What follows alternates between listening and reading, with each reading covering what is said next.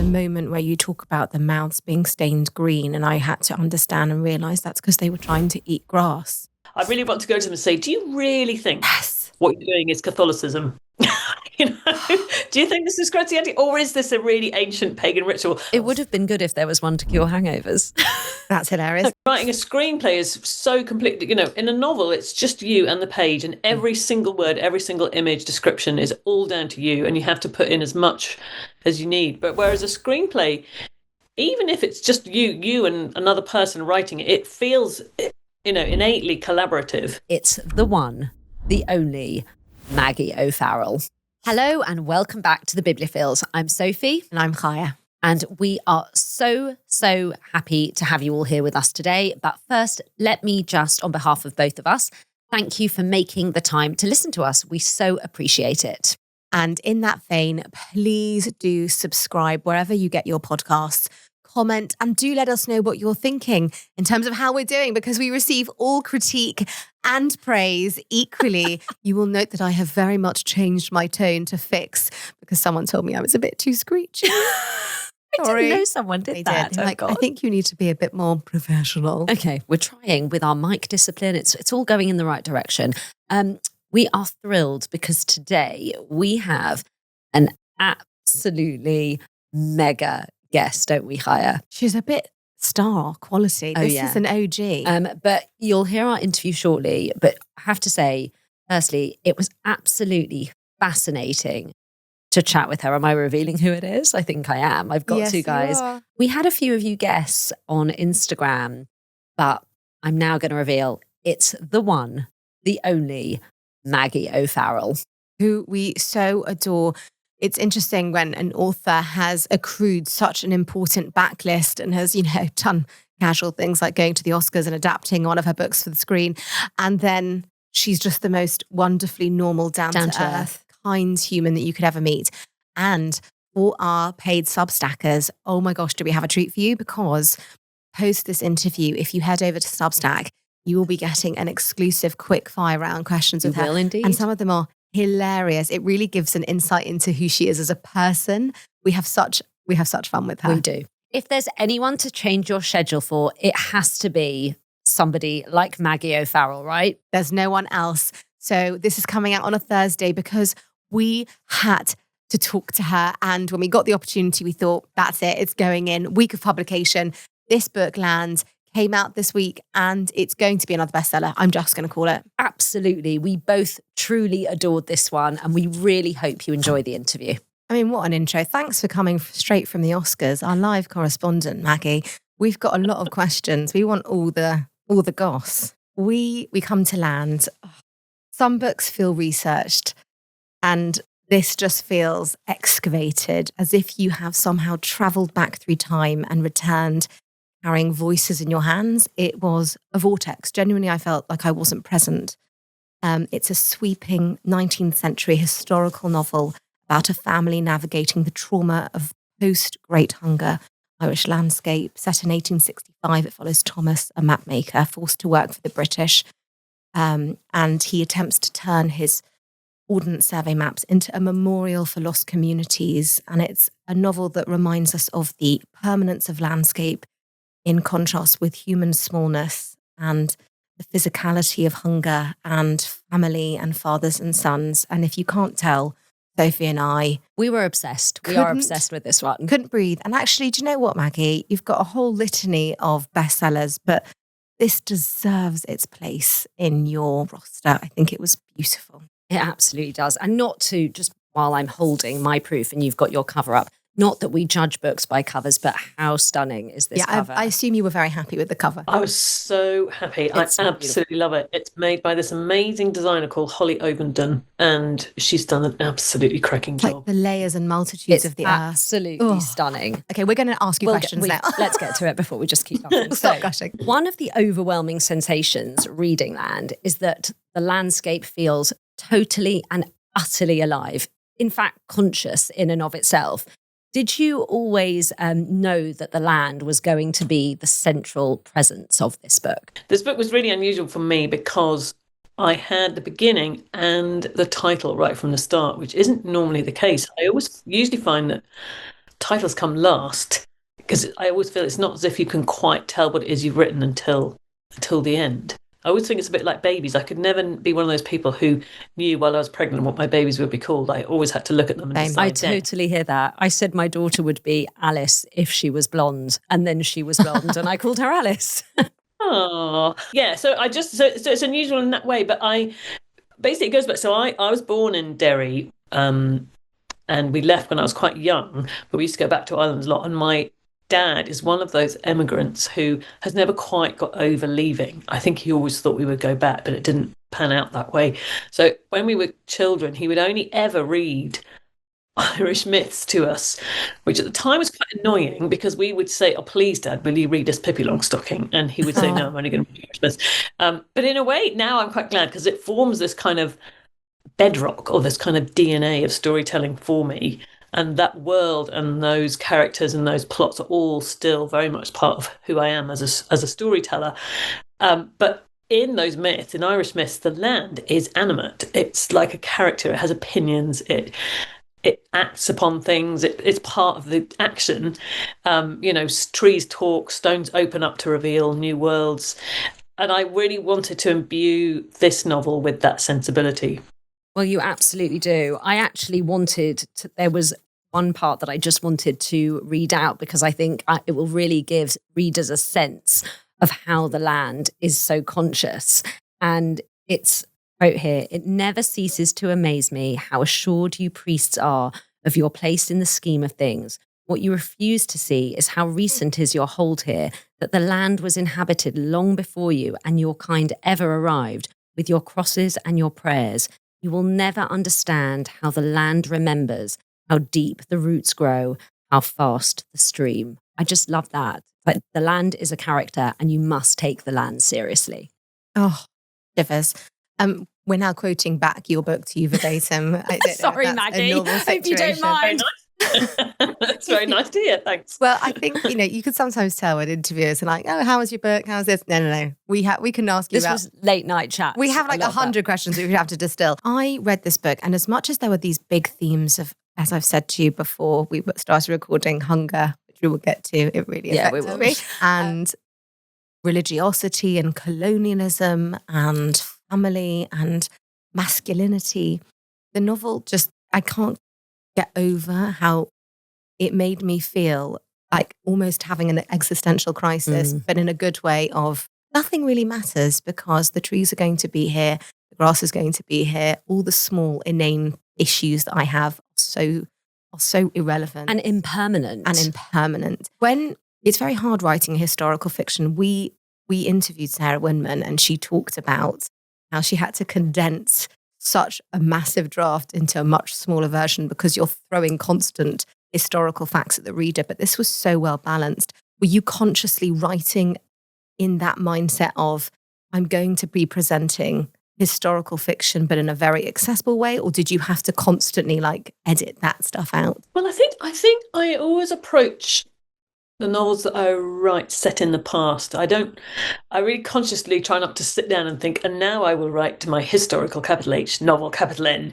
I think I just try to approach it as I would any novel, a contemporary set novel. I have very clear lines in novels about which lines I will pass. And, when I was writing Hamnet, there were certain kind of Shakespearean language things that I would never talk about, I would never say. But also, I think the kind of historical novel that I like to read is one that wears its research very lightly. I really don't like the kind of novel where you turn a page and you think you're in a kind of fictional atmosphere, and then you get to a kind of long description about early forms of plastic.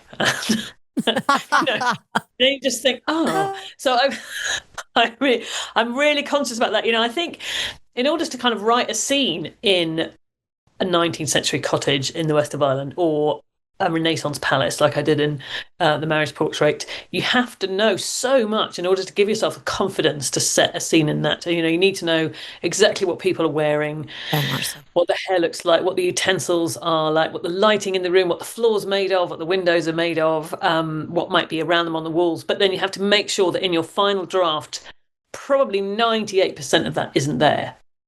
You have to know it, and then you've got to make sure you take it all out so that your novel doesn't read like a PhD thesis. You don't want to be banging your reader over the head with the fact that you went to lots of libraries. Your reader doesn't care about that. You need to know that stuff, but you need to make sure it doesn't weigh down the narrative, I think. It didn't. Not at all. It just felt like I was time traveling. Absolutely.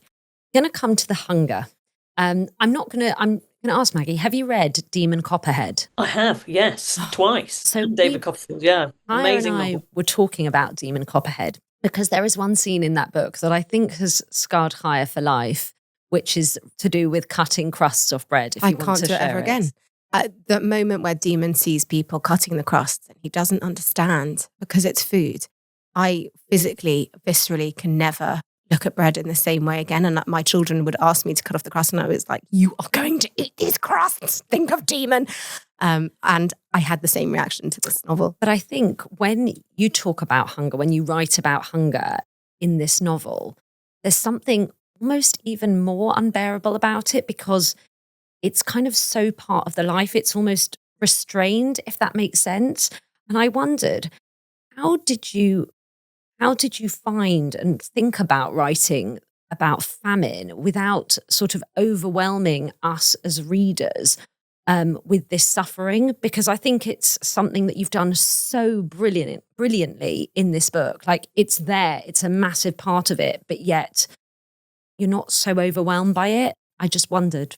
Well, I did have a huge amount of vertigo in taking on the subject of the Great Famine in Ireland. But at the same time, I knew that if I was going to write a novel about the 19th century in Ireland, there was just no way I couldn't write about it. It had to be faced and it had to be written about. And it was such a disaster of such magnitude that it almost renders you inarticulate when you think about it and when you think about the multiple causes of it and how actually it could have really been ameliorated and improved if there had been the right intervention at the right time. So I knew that I was going to have to do it, but it did feel enormously daunting. But at the sense, I felt that I had to get it right and I had to get it as close to the truth as I possibly could. So I read everything I could lay my hands on. For a long time, I think there was a huge amount of silence, certainly in kind of academic or historical circles, on the famine. It took a really long time, almost 100 years, for people to start assessing it and looking at the records and really analysing why, all the numerous reasons as to why it happened. I think in a way, I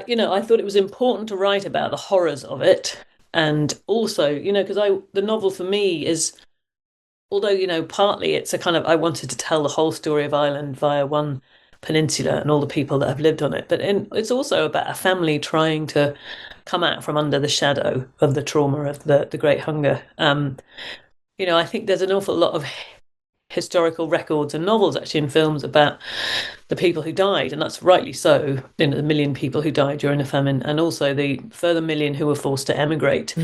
But I think what I was interested in this novel is about the people who stayed, the people who survived and stayed in Ireland, and what that must have been like, what it must have been like to have lived in a country where, a third of the population had vanished either by death or emigration, and how you get back on your feet, how you continue living. I wanted to write about that urge for survival, the urge to live and to keep going. And you do, there's a moment where you talk about the mouths being stained green, and I had to understand and realise that's because they were trying to eat grass. And nettles. Yeah. And it's very visceral, but it's not saturating the text. It's almost this underlying theme, and it makes you feel so uncomfortable, but you want to carry on reading because it almost gives these people a voice. But there's such an intimacy that in the way you write about everything.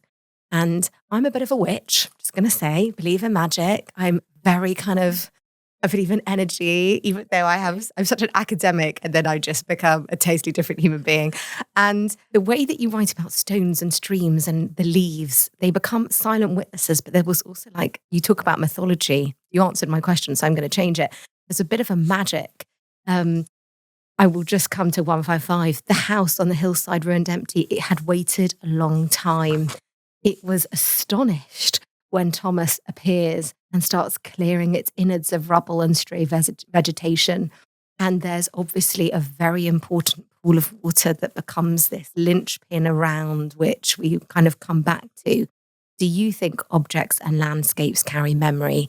And did you want to create that kind of magical atmosphere that is just under the tone? I did. I mean, I'm quite interested in the nexus between magic, or what's perceived as magic, and science. I think it does exist, and sometimes when you read something scientific, it really feels like magic. I remember drawing the water cycle when I was a child at school, and the idea that the water rains down and it goes into the rivers and then it evaporates up to kind of heaven, I mean, that feels like magic, doesn't it? And then it rains again.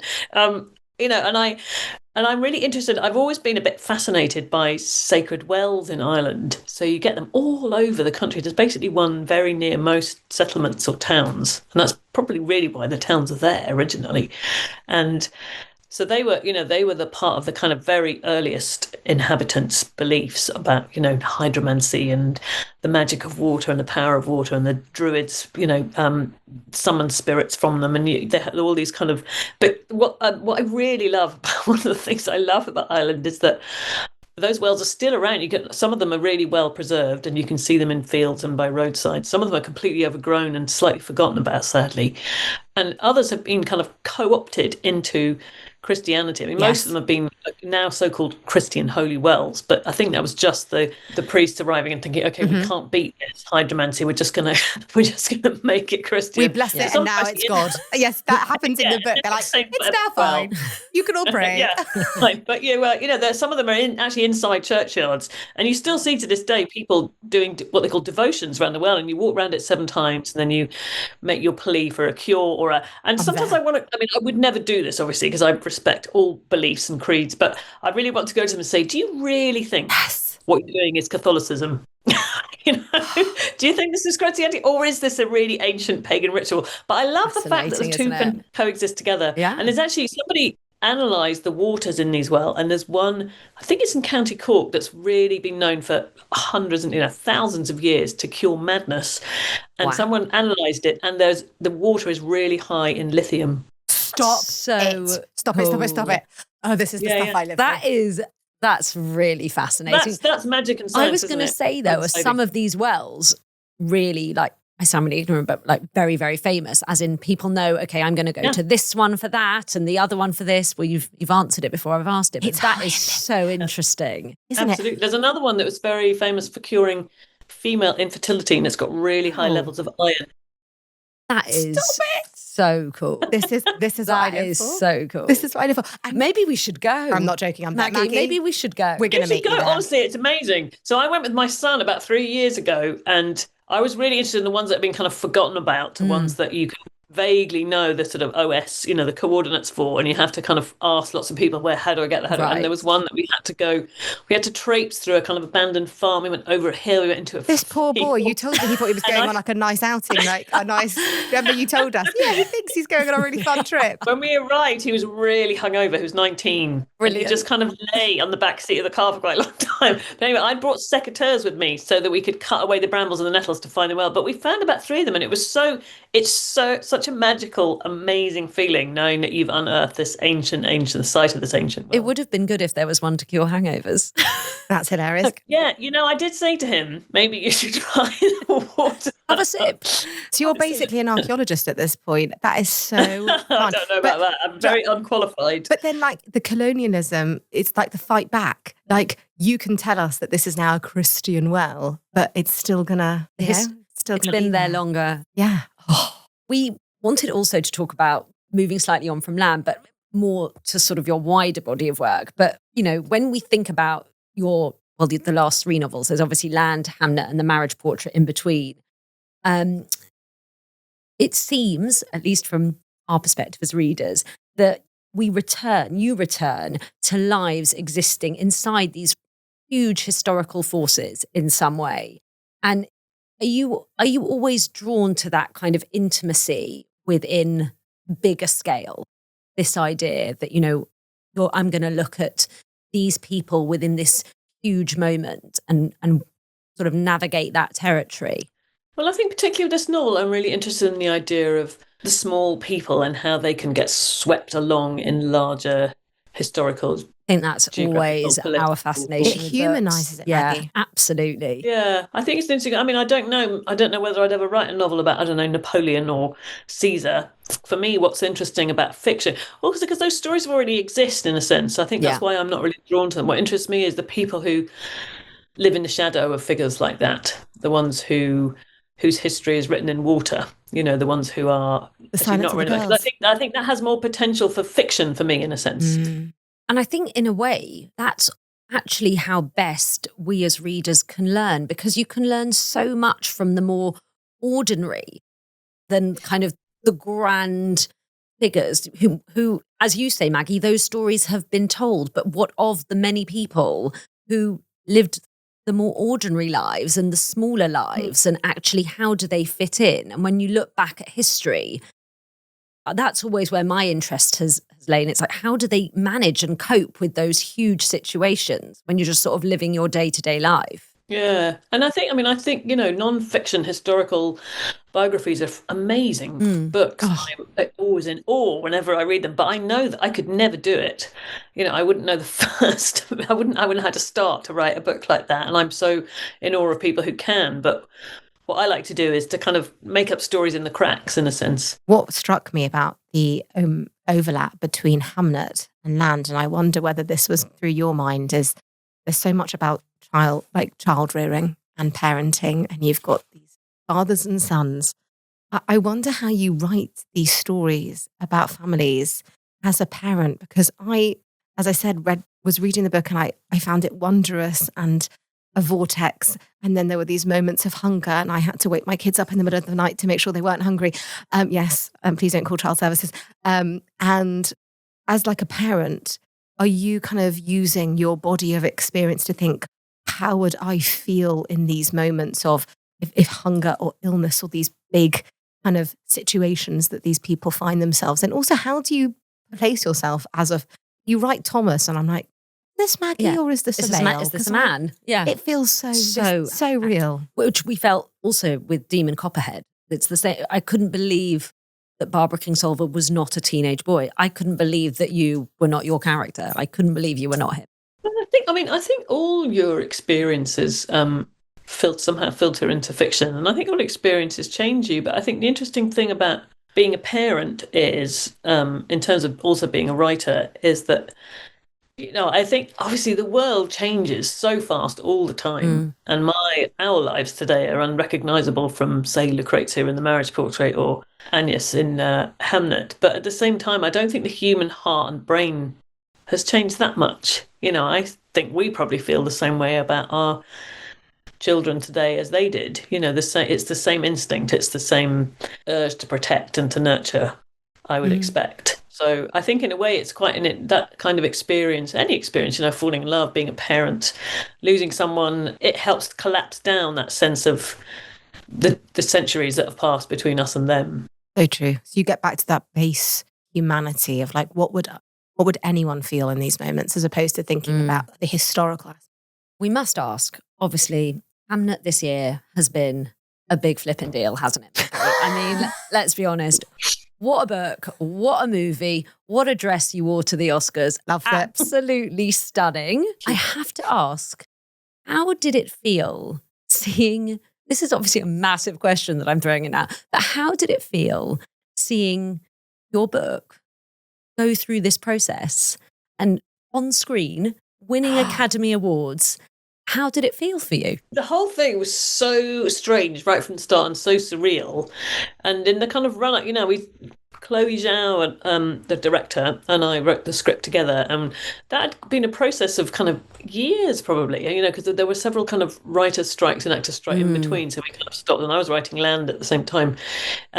Just throw that out there. You're a busy woman, Maggie. Thanks for joining us. Because screenwriting is there are sort of gaps. You write a draft and then it goes off to someone. It's not kind of continuous like it is writing a novel. And I kept saying, people kept saying to me, "Oh, it's so exciting! Are you excited?" Before it happened, and I kept saying, "Well, it may not, and you never know. You never know. It might not happen." And there was one point where I was on set. And I had to call my husband for some kind of domestic reason, and I was standing in the reproduction of the Globe Theatre that was built on Elstree Studio lot. And we were talking on FaceTime and he said, sorry, can I just stop you? Do you admit now that it's happening? Oh, that's amazing. And what did you say? Okay, yes, fine, I admit it now. That's so funny. Can you imagine, like, the kids want dinner and like, sorry guys, I'm writing a book and I'm also writing a script, so you're just going to have to put something in the microwave. And I'm also standing in the Globe Theatre reproduction, Elstree Studio. Unbelievable. How do you have the headspace for that? As someone who, like, I took a notebook around me for half an hour and I had 45 tasks by the end of the half an hour. How do you juggle the mental load of writing? How do you put yourself in Ireland through the famine, then trying to adapt your Shakespearean novel into what will become is now an Oscar-winning movie, and be a functioning human? Could you have any tips for us? That'd be great. I think they all use really different muscles. You know, I think writing a novel is so different. I mean, I can see that on paper it looks similar. You know, writing a script or adapting a script from a book and then writing a new book. You'd think it was simple. Actually, I find them completely different, and they use completely different. That's really interesting to know. I would have assumed it was the same. Yeah, not at all. I mean, writing a screenplay is so completely. You know, in a novel, it's just you and the page, and every single word, every single image description is all down to you, and you have to put in as much as you need. But whereas a screenplay, even if it's just you and another person writing it, it feels, you know, innately collaborative. And, you know, everything has to be, I mean, a screenplay has to be sort of 90 pages or so, and it's got to be completely stripped back. You know, you have to say interior house, and then you go right into the dialogue. You maybe say there are 3 people in the room. Whereas, you know, if you wrote that in a novel, readers would think, what? Yeah. So you have to say, this is a cottage, it's got thatch, it's got, you know, peat in the fireplace, it's burning, there's a dog, you know. So you put all that in, but actually in the screenplay, you're relying on, you know, hundreds of other people to reinsert that kind of detail, you know, costume people, set designers, lighting, cinematographers. So it's innately collaborative, and it feels very different from writing a novel, which is just you and the page. And I really like both. Can't wait for the next Oscar. Yeah, can't wait for Land. Can't wait for Land on screen. That would be very. Yeah. I don't know if I can watch it. I found it very hard to watch Hamnet. I mean, did you cry? Yeah, embarrassingly. Because you'd think, you know, I mean, I wrote the novel, and I, you know, redrafted so you know what's going to, you know the end. And I wrote the screenplay. I was on set. I saw all the takes. I saw every single daily rushes. And even now, when I see the cinema, I went with some friends to a screening, and I thought, I'm not going to cry. I'm not going to cry. You know, obviously, but I always do. Always. But in a way, that's as it should be. You know, the death of a child. You still care. As we were saying, I don't think it can ever be normal. Like, I think I'd cry if I've seen it once. I'll cry if I watch it again, and I'm sure I will watch it. Oh, Maggie, I know that you're flying off to your next very important Oscar-worthy meeting.